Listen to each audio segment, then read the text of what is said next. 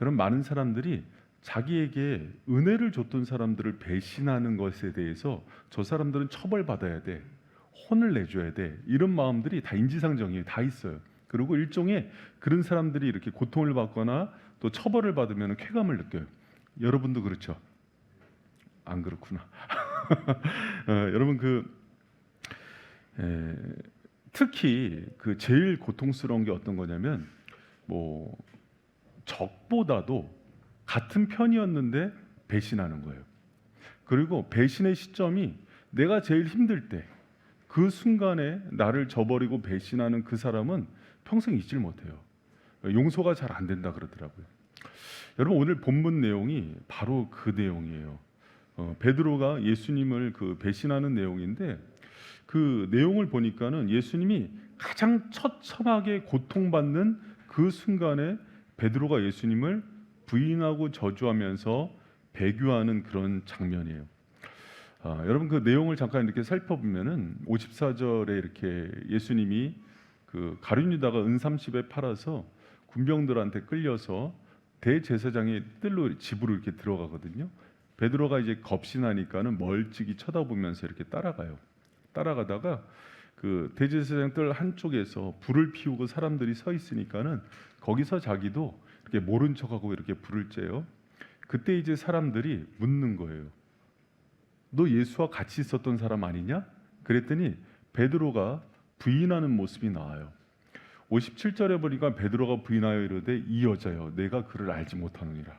여종이 얘기를 하니까 이 여자가 무슨 소리를 하는 거야? 하면서 정색을 하는 모습이 나와요. 잠시 후에 다른 사람이 얘기를 해요. 이 사람이 확실히 예수와 함께 있었던 사람이 맞다. 그랬더니 베드로가 더 강하게 부인해요. 이 사람아, 사람 잘못 본 거야. 나 그런 사람 아니야. 이렇게 딱 끊어요. 그리고 1시간쯤 있다가 어떤 사람이 또 얘기해요. 내가 장담하는데 이 사람 확실해. 이렇게 얘기하니까 베드로가 가로되 더 강하게 얘기해요. 아니야, 이 사람아. 너는 너 하는 말을 모르겠어. 그런데 이게 마가복음에는 저주하고 맹세했다고 그래요. 여러분, 이걸 어떻게 생각하냐면은 신천지 분별법. 의심이 되는 사람한테 이만희 욕해봐. 도구 베이비라고, 개 베이비라고. 그거 이상의 욕을 하는 거예요. 저주하면서 맹세하면서 내가 저 인간을 알면은 손에 장을 지져. 난 절대 몰라 하면서 왜 저 죄인을 나랑 같이 연결시켜? 하면서 쌍욕을 하는 거예요. 그 순간에 예수님이 고개를 돌려서 부인하는 베드로를 보는데 눈이 마주쳐요. 여러분, 오늘 그 배경이 그런 배경이에요. 여러분, 그런데 예수님이 그 베드로를 쳐다보는데 이 장면이 참 드라마틱해요. 어떠냐면 세 번째 부인할 때 예수님은 신문당하시고 채찍에 맞으시고 수치와 갖은 모욕을 당하시는데, 한쪽에서 계속 베드로가 예수님을 부인하는 것을 다 듣고 있는데, 이게 어떻게 돼 있냐면 예수님이 모른 척 등을 돌리고 있어요. 그런데 마지막 세 번째 욕을 하면서 저주하면서 부인하는데 고개를 돌려서 딱 쳐다보는 거예요. 그 순간 딱 눈이 마주치는 거예요. 여러분, 그런데 베드로가요, 딱 눈이 마주치는 순간 깜짝 놀라요. 두 번 놀라요. 예수님 그 고통 속에서 여러분 주먹으로 맞고 침뱉음을 맞고 채찍으로 맞는 그 순간이에요. 그 순간에 예수님이 자기의 소리를 다 들었다는 걸 알고서 놀래요. 패션 오브 크라이스트에 보면 살찜이 떨어져 나가고 군병들이 여러분 침 뱉고 뺨을 때리잖아요. 뺨을 맞는 거는 굉장히 인격적으로 모독을 당하거든요.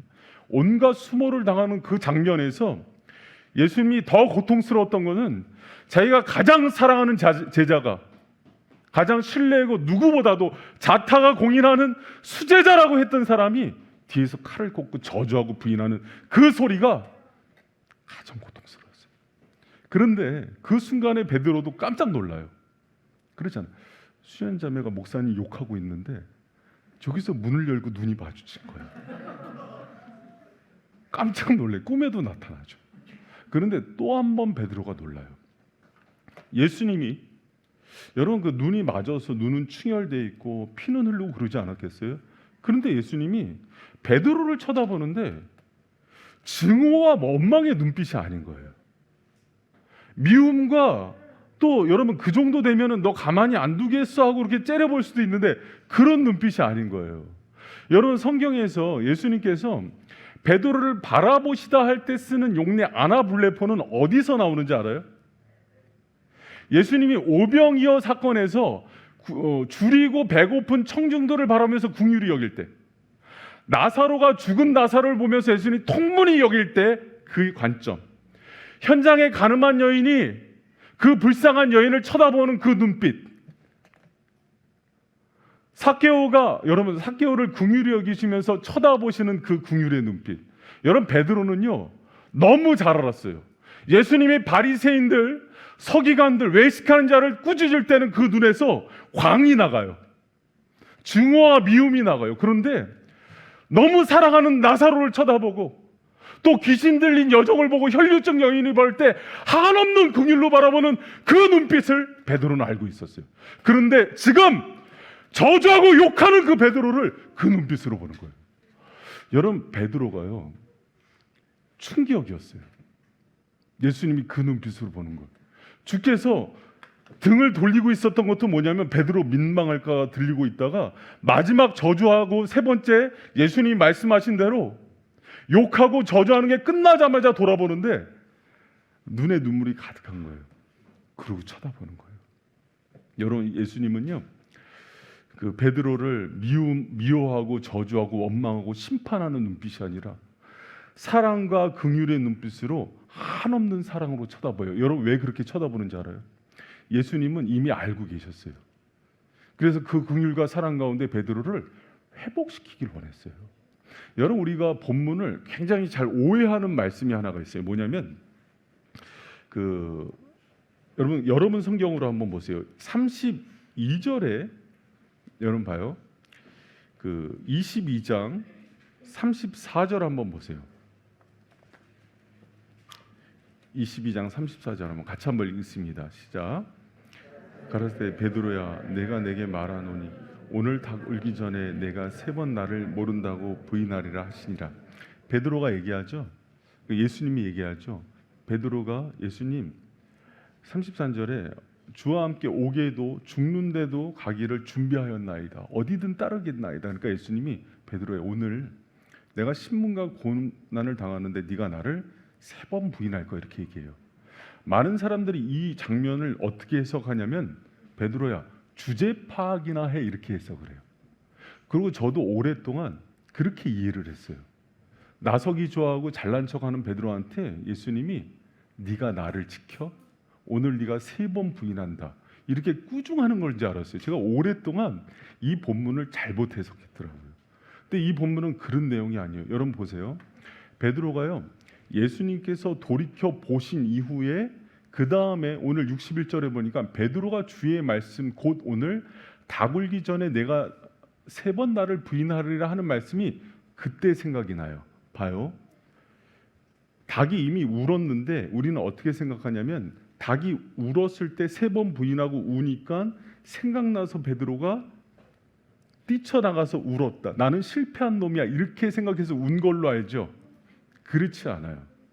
요 사이에 성경은 전략적으로 주께서 돌이켜서 베드로를 긍휼의 눈빛으로 쳐다보면서 얘기할 때 베드로가 그때서야 왜 그 얘기를 했는지 깨달아요. 예수님은 베드로가 넘어질 것을 알고서도 이미 사랑해 주셨고 그런 베드로를 다 끌어안고 있다는 거. 그리고 그 순간을 위해서 베드로에게 미리 예비를 시키는 거예요. 베드로야 그 순간에 네가 크게 넘어지는데 그때 베드로야 절망하지 마. 내가 너를 다시 회복시킬 거야. 그리고 내가 이렇게 고통받고 십자가에 죽는 것은 너를 살리고 회복시키기 위한 계획이야. 너 그렇게 넘어져도 낙심하지 마. 그런데 베드로가 그 큰 그림이 다 갑자기 보이는 거예요. 그리고 저기서 예수님이 자기를 쳐다보는 이유, 그 눈빛으로 이렇게 눈물을 흘리는데 베드로는요, 여러분 사람이요. 여러분이 이렇게 마스크를 쓰고 있잖아요. 근데 사람은 표정과 눈빛으로 많은 얘기를 합니다. 근데 예수님의 눈빛은 베드로에게 그것을 얘기하고 있다는 것을 베드로가 읽어버린 거예요. 베드로야 힘내. 네가 넘어진다는 걸 내가 얘기했잖아. 그런데 그 이후에 또 하신 얘기가 있어요. 내가 너를 회복시킬 거야. 기다려. 할렐루야. 여러분, 베드로가요, 처음에 호언장담하면서 절대 그런 일이 없을 거라고 얘기할 때는 몰랐어요. 그런데 요 순간에 예수님께서 만찬을 하고 베드로를 부르면서 주셨던 그 말씀이 생각이 나는 거예요. 그 예수님의 사랑과 긍휼 때문에 뛰어나가서 우는 거예요. 여러분, 우리는 이 본문을 어떻게 해석했냐면 실패해서, 내가 다른 사람들 네 주제에 네가 그랬어 하는 대로 자기가 실패하고 너무 면목이 없어서 우는 걸로 생각해. 아니에요. 예수님이 저렇게 맞고 살점이 떨어져 나가는 그 상황 속에서도 나를 멀리서 보면서 베드로야, 좀만 기다려, 내가 너 살린다. 그 음성 때문에 베드로가 깜짝 놀란 거예요. 여러분, 왜 베드로가 나중에 회복된 이후에 십자가에 거꾸로 달려 죽기까지 예수님을 사랑하는지 알아요? 이렇게 사랑으로 녹아진 사람은요, 절대 돌아서질 않는 거예요. 여러분, 베드로는 오늘 그 눈빛 속에서 주님의 큰 사랑을 경험하는 거예요. 여러분, 우리 주님이 그 사랑을 여러분에게도 주시기를 원하셔요. 예수님께서는 한 번도, 제가 그 목회하면서 깜짝 놀랄 때가 있어요. 이렇게까지, 여러분, 제가 주중에도 거의 예수님께 이렇게 반 저주하고 배신하다시피 이렇게 얘기한 어떤 사람을 케어를 했는데, 그 정도 되면 여러분 어떻게 했으면 좋겠어요? 제 마음에 제가 이제 그 얘기를 하고 좀 후회를 했어요. 주님이 너 가만히 안 두겠다. 그때 그 얘기하니까 제가 요새 이렇게 실수를 많이 하는 목사예요. 한 목사, 제가 이 본문을 묵상하고 있는데 내가 저 영혼을 불쌍히 여긴다는 거, 그렇게 얘기하지. 그래서 제가 가서 다시 밥 사줬어요. 미안하다 그러면서, 주님이 너 사랑한대. 근데 여러분, 제가 주님의 속을 모를 때가 있어요. 아니, 모르는 게 아니라 저는 정말 주님을 몰라요. 맨날 제 수준으로만 보니까는 베드로는 본때를 보여야 되거든요. 아니에요. 주님은 가장 고통스러운 배신을 하는 그 놈을 맞으면서 제일 먼저 걱정해요. 그래서 미리 얘기도 해주셨어요. 베드로야, 3번 부인하는데 그게 네가 실패가 아니야. 내가 너를 다시 회복시킬 거야. 여러분, 주님의 그 눈빛과 오늘 마주치는 그런 성찬식이 되기를 축복합니다. 우리 주님은요, 포기하는 영혼이 한 영혼도 없더라고요. 제가 그 사랑을 다 담아내는 목회자가 돼야 되는데 아직 멀은 것 같아요. 여러분, 제가 오늘 기도하면서 주님께, 주님 오늘 성찬을 통해서 주님의 살과 피를 내어주기까지 사랑한 주님의 그 긍휼과 사랑과, 또 성찬을 대할 때 십자가에서 우리 한 사람 한 사람을 바라본 주님의 눈빛을 대하게 하여 주시옵소서. 그리고 베드로처럼 통곡하고 있고 낙심하는 영혼들이 다시 살아나는 오늘 성찬이 있는 철야가 되게 하여 주시옵소서. 여러분, 오늘 주님께서 주님이 성찬하는 교회를 굉장히 사랑하세요. 정말 절망하고 낙심하고 주저앉은 영혼들, 정말 도망가고 싶고 주님을 바라볼 면목이 없는 그 모든 영혼들을 오늘 저녁에 회복시키시고 살리신다는 약속을 주셨으니 그 은혜가 저 여러분 가운데 충만히 넘쳐나길 축원합니다. 여러분, 제가 예전에 그 월곡동이라는 교회에서, 월곡동은 그 유교 당시인데 피난민들 중에서 전라도 사람들이 많이 모여 있는 곳이에요. 어떤 연세든 권사님인데 혼자 사시는 분이셨어요. 일만 터지면은 하는 얘기가 있어요. 내가 죄인이라서 그래요. 전사님, 내가 죄인이라서 그래요. 우리 그리스도인들이 그런 얘기 잘 하잖아요. 비가 많이 왔어요. 그래서 이렇게 약간 그 피해를 봤거든요. 수재민이 됐는데 그때도 원망하고 그럴 수도 있는데 그러지 않고, 내가 죄가 많아서 그래요. 내가 죄가 많아서. 또 넘어져서 골절을 당하셨어요. 그래서 그 위로 신방을 갔더니 내가 죄가 많아서 그래요. 아니, 권사님 그런 얘기 하지 마세요. 권사님, 주님이 얼마나 사랑하는 딸인데요. 그리고 권사님, 그런 것 때문에 주님이 벌 주고 그런 분 아니에요. 주님의 자녀로서 예수님이 너무 사랑하는 예쁜 딸로서 당당하게 살아가세요. 그랬더니 속 얘기를 하시는 거예요. 속 얘기가 뭐냐면 젊은 나이에 결혼했는데 남편이 아들 하나 딸 하나를 낳고 일찍 하늘나라로 간 거예요. 20대 젊은 가부가 애들을 키우기가 너무 힘들었어요. 그러니까는 너무 어려우니까 여러분 지금은 헤어지면 남자가 못 살고 여자가 잘 산대요. 근데 과거는 그렇지 않았어요. 경제력이 없었어요, 여자가. 그러다 보니까 그 둘을 데리고 살다가 너무 힘들어서 안 되겠다. 경제적으로 자립을 하고 애들을 다시 키워야겠다. 그래서 둘을 고아원에 맡겼어요. 근데 고아원에 맡기고 열심히 일을 하는데 돈이 벌어지나요? 안 벌어진 거예요. 하루하루 했는데 그 세월이 40년이 가버린 거예요. 늘 기도하는 자리에서 아이들을 생각하면 너무 가슴이 미어지는 거예요. 그러니까 그 생각 때문에 예배를 드리는데도 이게 목사 눈을 못 마주쳐요. 주님을 바라보질 못해요. 너무 가슴이 아프더라고요. 주님이 기도하고 제가 이제 말씀을 나누는데 이 말씀으로 회복이 되면서 그 권사님이 이렇게 한없이 울었던 장면이 생각나요. 그런데 여러분 주님이 그런 음성을 주시더라고요. 딸아, 내가 네 아픔을 알고 너의 두려움과 또 얼마나 어려운지 혼자서 20대 때 혼자 내서 두 아이들을 데리고 사는 게 얼마나 고통스러운지 다 안다. 그러면서 그 마음을 전하는데 이 권사님이 그때 40년 된 그 죄책감에서 해방이 되는 거예요. 여러분 그럼 사람은요 그렇게 영적인 자유함을 얻으면 눈이 떠져요. 주님을 보기 시작해요. 여러분 우리 주님이요 베드로를 바라보면서 정죄를 하셨을까요? 그러지 않아요. 사랑하는 아들아, 내가 안다. 네가 많이 두려웠구나. 그리고 이 제사장의 뜰에 혼자 와서 군병들이 있고 많은 사람들이 나를 채찍질 하는데 얼마나 두려웠니? 아들아, 여기까지 온 것만 해도 잘했다. 좀만 버텨라. 내가 이 십자가의 죽음으로 모든 대속의 은혜를 이루서 너를 살릴 거다. 이렇게 얘기하는 그 말씀을 주시는 거예요. 여러분 저는 주님의 눈빛이 이 말씀을 묵상하는데 보이는 것 같은 거예요. 베드로뿐만 아니라 지금 낙심하고 절망하고 또 제 가운데 넘어지고 힘들어하는 성도들 한 사람 한 사람의 눈을 마주치시는 거예요. 근데 여러분 불꽃과 같은 눈동자로 정죄하듯이 마주치는 게 아니라 한 사람 한 사람의 사연을 다 아시고 그 긍휼과 사랑의 눈빛으로 한 영혼 한 영혼들을 다 케어하길 원하시는 거예요. 여러분 오늘 그 주님의 사랑의 눈빛과 마주치고 여러분의 영혼들이 변화되는 은혜가 있기를 축원합니다.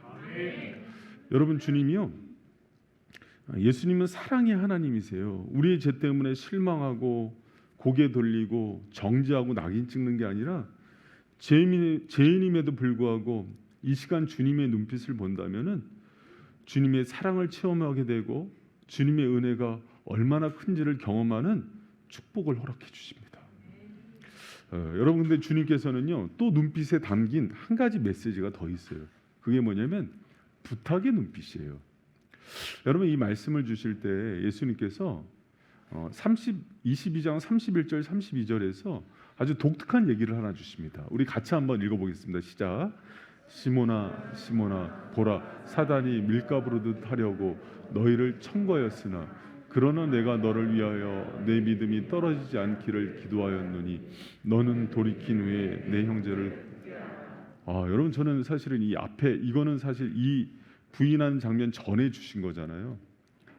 주님은 베드로가 사탄에게 시험이 들어서 어디까지 넘어질지를 알았어요.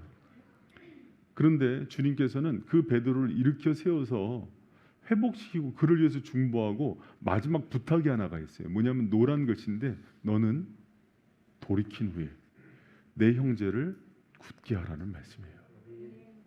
베드로야 너는 내가 포기하지 않아.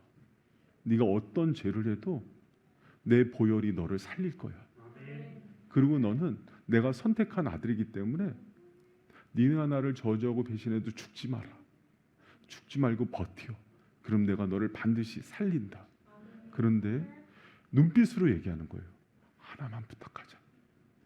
너처럼 넘어지고 실족한 영혼들이 많단다. 그 영혼들을 세우고 살리고 굳게 하거라. 여러분 그 사명대로 베드로는요 예루살렘 교회 수장이 돼요. 그럼 여러분 제가 여기서 묵상하면서 한 가지를 생각했어요. 그러면 베드로가 무엇으로 살렸을까? 저는 베드로가 이 사건 이후에 자기가 사랑하는 성도들과 이웃을 볼 때 제일 먼저 주님의 눈빛으로 봤을 것 같아요. 때로는 넘어지고 때로는 본인이 목회하는 곳에서 자신을 저주하고 욕하고 뒤에서 흉보고 다녔던 많은 성도를 보면서 그때 예수님의 눈빛을 생각했을 것 같아요. 그래서 그 성도들이 아무리 그러고 다녀도 또 그 시선으로 바라봤을 것 같아요. 주님의 말씀이 생각나서 제사장의 뜰에서 자신을 바라봤던 예수님의 눈빛이 생각나서 평생 예수님의 안구를 가지고 살아갔을 것 같아요. 사랑하는 성도 여러분, 여러분이 주님의 그 사랑을 받고 그 관점으로 이제는 서로를 쳐다봐야 돼요. 우리가 성찬식을 하면서 우리의 연약함을 고치시는 주님을 묵상하면서 되게 기뻐해요. 근데 주님은 거기 머물기를 원하지 않아요. 주님이 나를 바라봤던 그 눈으로 눈에 힘 빼시고요. 서로를 그 긍휼과 사랑과 촉촉한 눈빛으로 쳐다보면서 주님의 은혜의 통로로 회복자로 또 경고케 하는 사람으로 살아가는 바이셈 성도들 되기를 축원합니다. 여러분 사도 바울이 고린도전서 4장 15절에서 스승되지 말고 아비 되라 그랬어요. 왜 그런지 알아요? 스승과 아비의 차이가 뭔지 알아요? 스승에게는요, 여러분 아비에게는 스승이 없는 그것이 있어요. 뭐냐면 이 영혼을 바라볼 때 공부 잘하고 못하고 옳고 그르고로 바라보지 않아요. 다 끌어안아요. 코로나가 끝나고 아이들이 이렇게 청소년부 아이들 또 초등부 아이들이 왔는데 저는 처음에 아저씨들인 줄 알았어요. 하준이가 왔는데 엄마보다 커서 온 거야. 제이는 저보다 커서 온 거야. 시우는 발이 290이 돼서 온 거예요. 근데 서준이는 등치가 그냥 여러분 그런데 그렇게 컸는데 그렇죠. 여러분 봐요. 사춘기 애들 보면은 경계가 되죠. 근데 엄마들이 그 사춘기 애들 쳐다보는 거 봐요. 주일날 저만한 제이를 보는 제이 엄마의 눈빛을 봐요. 하준이 엄마의 눈빛을 한번 봐요. 시우 엄마의 눈빛을 한번 봐봐요. 아무리 등치 크고 사춘기고 삐뚤어져 있어도 어떻게 쳐다보는지 그 눈빛이 우리의 눈빛이 돼야 돼요. 여러분 사춘기 애들은요, 그 옆에서 놀이터에서 담배 피고 중고등학생들 그러면 저도 경계가 돼요. 아무리 이렇게 좀 사랑의 눈빛을 보려고 해도 찌푸려져요. 근데 그걸로는 회복이 안 돼요. 여러분 그 K-팝 스타에 나왔던 그 엄마로 산다는 것이라는 노래가 있어요. 가끔 가요 중에는 주님의 마음을 담은 노래가 있다고 생각합니다. 근데 그 노래 보면은 이런 내용이에요. 그 아들놈이 늦게 들어온 거예요. 문 여는 소리 엄마가 잠이 들었겠어요? 깨갖고 맞이하니까 퉁명스럽게 지방으로 쑥 들어가는 거예요. 그러니까 엄마가 과일을 깎아서 아들한테 가는 거예요. 그러니까 이 아들이 고분고분 얘기를 하겠어요? 짜증을 내죠.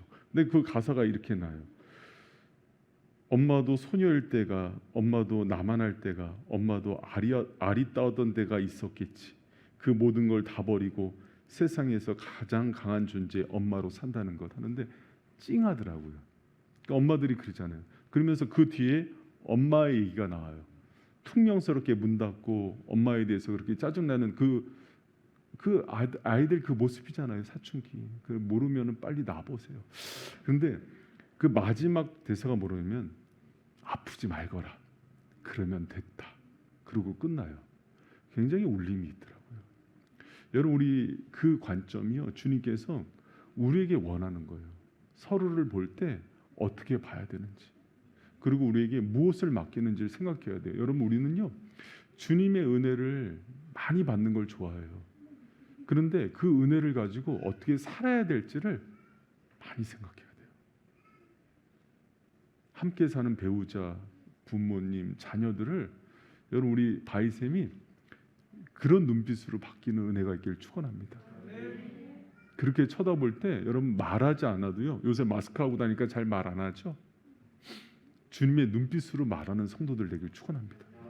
가끔은 일주일 동안 세상살이하고 정글과 같고 험하고 또 갑질하는 세상에서 막 뒹굴다 오면은 마스크 쓰고 눈만 이렇게 쫙 있잖아요. 무서울 때가 있어요. 깜짝깜짝 놀랄 때가. 근데 여러분이 기도하고 은혜 받고 또 말씀으로 채워지고 성령으로 충만하면은 그 눈빛을 보는데 제가 회복이 될 때가 있어요. 처음에 섰을 땐 되게 무서웠는데 점점 눈빛이 좋아지고 있어요. 성찬식 끝나면은 더 은혜의 눈빛이 되길 축원합니다. 여러분 거기까지 가셔야 돼요. 그래서 사실은 베드로에게 주님은 마지막에 여러분 그 눈빛은 저는 사실 이 오늘 본문 묵상하면서 주님이 베드로에게 많은 것들을 얘기하셨구나 돌아보시면서. 그리고 헬라어 아나블레포라는 오늘 제목은 많은 것들을 담고 있는 용어예요. 이 용례를 쓸 때는 상대방에 대한 극존칭, 존대, 상대를 사랑하고 긍휼히 여길 때만 쓰는 그 단어예요. 고통의 자리에서 이루 말할 수 없는 그런 채찍과 고난을 받으면서도 자기 사랑하는 넘어진 제자, 그것도 배신하는 제자에 대한 주님의 긍휼과 그 아들을 회복시키는 마음, 그리고 너는 반드시 살아나는데 그 다음까지도 부탁하는 그 눈빛 가운데 오늘 우리에게 주시는 주님의 마음과 그 은혜를 여러분이 담아서 그렇게 세상으로 나가는 은혜가 있기를 축원합니다. 여러분 주님을 사랑하고 또 주님의 성찬으로 주님의 살과 피를 먹는 사람들은요 바로 그 은혜의 사람들이 되어야 돼요. 여러분 가끔은 제가 목사인데 안구건조증이 있는 게 너무 부끄러운 거예요. 주님의 사람은 눈에서 눈물이 마르면 안 돼요. 영혼을 생각하고 십자가를 생각하고 말씀을 생각하고 오늘 말씀처럼 죽어가면서도 이게 베드로 하나일 것 같아요. 죽는 그 자리에서도 여러분 이름 하나하나를 기억하시고 여러분을 바라보고 계시는 그 예수님의 눈빛을 바라보면서 오늘 여러분 우리가 메말랐던 가슴이 또 눈물이 회복되는 그런 은혜의 성찬이 되기를 축원합니다.